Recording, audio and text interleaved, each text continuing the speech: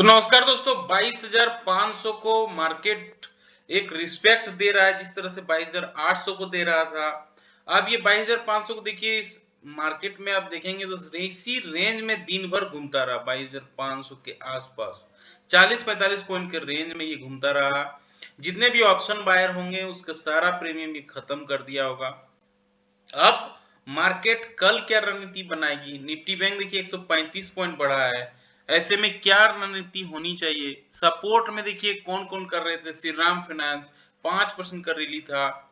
Bajaj Finserv, Bajaj finance जिसे B2 कहा जाता है, हिंडाल्को, सन फार्मा ये 1 से 6% तक का रैली दिखा रहा था। लेकिन अल्ट्राटेक में गिरावट हो गई क्योंकि ये पेंट इंडस्ट्री में घुस रहे हैं और इसका केबल एंड वायर इंडस्ट्री में घुस रहे हैं, तो इसका नतीजा देखने को मिल रहा है 5%। इसे शेयर होल्डरों ने इसे नेगेटिव तौर पे लिया है। ट्रेंड देखिए गिर के 4,780 पे आ गया। Bajaj auto, Tata Motors, Mahindra and Mahindra ये 2 से 5% तक गिरे हैं। तो एडवांस की बात करें तो 571 शेयर मात्र थे जो बढ़ रहे थे, लेकिन डिक्लाइन में ज्यादा शेयर था, 2292 शेयर था। तो किस तरह से मिड कैप स्मॉल कैप में पिटाई हो रही है, ये क्लियरली इस चार्ट से देखने को मिल रहा है।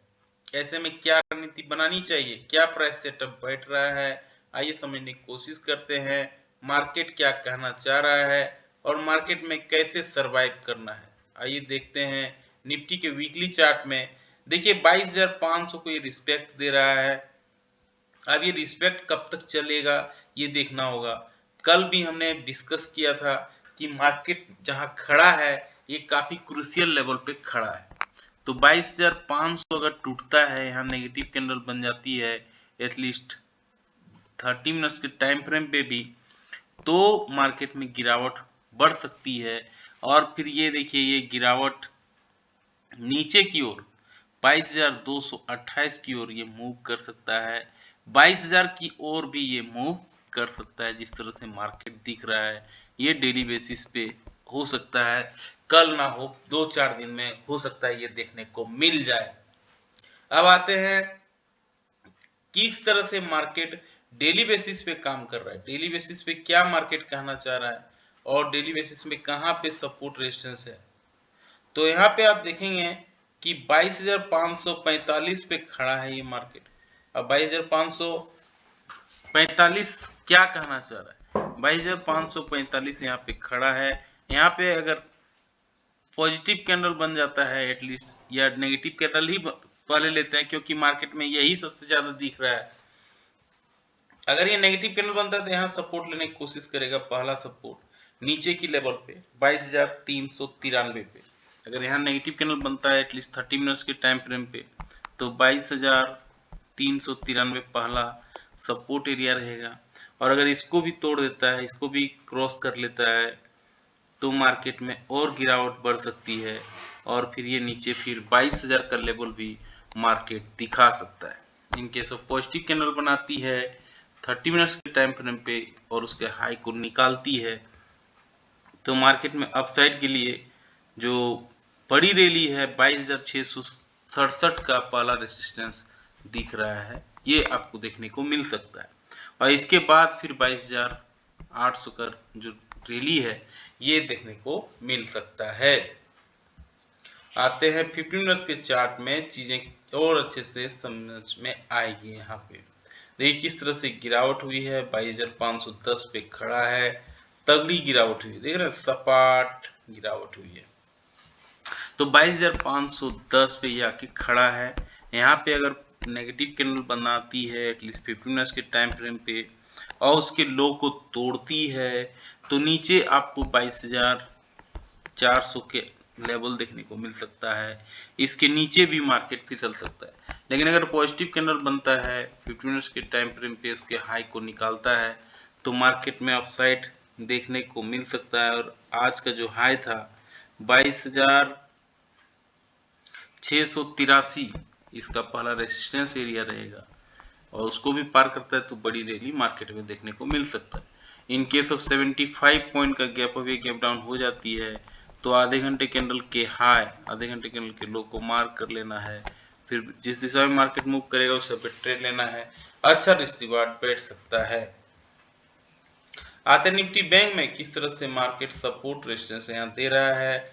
निफ्टी बैंक देखिए 48,743 को रिस्पेक्ट कर रहा है, लेकिन अगर ये लेवल को तोड़ देता है 48,000 का लेवल, तब बहुत बड़ी गिरावट मार्केट को देखने को मिल सकती है। तो अभी फिलहाल ये जो खड़ा है 48,743 पे, अगर यहाँ नेगेटिव कैंडल बना देता है एटलीस्ट 30 मिनट्स के टाइम फ्रेम पे डेली बेसिस पे, तो मार्केट 48,000 का लेवल आने में ज़्यादा समय नहीं लगेगा। अब आते हैं किस तरह से डेली में देखिए मार्केट में प्रेशर देखने को मिल रहा है, और यहाँ देखिए डब्ल्यू पैटर्न बना था, उसका हाई को नहीं निकाल पाया, बड़ी रैली नहीं हो पाई, उसके बाद देखिए गिरावट हो रही है, और ये डब्ल्यू पैटर्न का फिर यहाँ जो ब्रेकआउट होगा तो तगड़ी मार्केट में पिटाई चालू हो जाएगी। फिलहाल 48,747 पे खड़ा है, ये 48,743 पे खड़ा है। यहाँ अगर नेगेटिव कैंडल बना देती है एटलीस्ट 30 मिनट्स के टाइम फ्रेम पे, उसके लो को तोड़ती है, तो नीचे की ओर मार्केट में आपको 47,874 का लेवल देखने को मिल सकता है। इनकेस ऑफ पॉजिटिव कैंडल बनाती है 30 मिनट्स के टाइम फ्रेम पे और उसके हाई को तोड़ती है, तो मार्केट में 49,000 का लेवल आपको पहला रेसिस्टेंस एरिया जो रहेगा ये दिख सकता है, और उसको भी अगर पार करता है तो 49,444 के भी दर्शन हो सकते हैं। आते 15 मिनट्स के चार्ट में देखिए किस तरह से लास्ट आवर में 3 बड़े रेड कैंडल बना है, तगड़ी सेलिंग हुई है। 48,641 पे ये खड़ा है, यहाँ अगर नेगेटिव कैंडल बना देती है एटलीस्ट 15 मिनट्स के टाइम फ्रेम पे इसके लो को तोड़ती है, तो मार्केट में गिरावट बढ़ सकती है, और पहला जो रेसिस्टेंस इसका सपोर्ट लेगा 48,550 का लेगा, उसको भी अगर रिस्पेक्ट नहीं करता है मार्केट तो 48,316 भी आपको रिस्पेक्ट कर सकता है, सपोर्ट ले सकता है। इनके सब पॉजिटिव कैंडल बना देती है 15 मिनट्स के टाइम फ्रेम पे और उसके हाई को निकाल देती है, तो मार्केट एक अपसाइड के लिए तैयार हो सकता है। फिर 48,951 भी आपको देखने को मिल सकता है। इनकेस ऑफ 150 पॉइंट का गैप अप या गैप डाउन होती है तो आधे घंटे कैंडल के हाई आधे घंटे कैंडल के लो को मार्क करेंगे, फिर जिस दिशा में मार्केट मूव करेगा उस पर ट्रेड लेंगे, अच्छा रिस्क रिवार्ड बैठ सकता है। आते हैं पीसीआर पे। पीसीआर देखिए 0.78 पे आ गया है और 13.31 पे आ गया है इंडिया विक्स, यानी वॉलेटिलिटी ना के बराबर है, ये क्लियरली दिख रहा है। अब किस तरह से मार्केट में गिफ्ट निफ्टी कल इशारा कर रहा है, कैसा खुलेंगे आइए देखते हैं। गिफ्ट निफ्टी बता रहा है कि हम यहाँ पे 87 पॉइंट ऊपर खुलेंगे। हालांकि गिफ्ट निफ्टी पे भरोसा करना सही नहीं होता, ये बेवफा होती है। अब देखिए अमेरिकन मार्केट में अच्छी रैली है, डो जोन्स, S&P, नेस्डेक, ये अमेरिका का मार्केट है, ये 17% एक आधे से 1% तक तेज है। लेकिन कैक डेक निकीज और चाइना का मार्केट फ्लैट कारोबार कर रहा है। अब आते हैं किस तरह से ऑप्शन चेन तैयार कर रहा है मार्केट को। 2,57,000 कॉन्ट्रैक्ट 25,550 पे आके खड़ा है, ये एक रेसिस्टेंस एरिया है, मार्केट इसे एक रेसिस्टेंस की तरह देख रहा है। लेकिन ताजुब की बात यह है कि जब सेम लेवल पे सबसे ज्यादा कॉल राइटर और पुट राइटर दोनों खड़ा होता है तो बड़ी तेजी या बड़ी गिरावट हो सकती है। यहाँ पे 22,550 पे सबसे ज्यादा पुट राइटिंग भी हुआ है, 1,75,000 कॉन्ट्रैक्ट यहाँ देखने को मिल रहा है। बैंक निफ्टी में आते हैं, बैंक निफ्टी में किस तरह से सपोर्ट और रेजिस्टेंस है। ऑप्शन चेन के हिसाब से यहाँ पे देखिए सबसे ज्यादा कॉल राइटिंग हुआ है 1,17,000, 48,800 की स्ट्राइक पे, जो एक रेजिस्टेंस की तरह काम करेगा।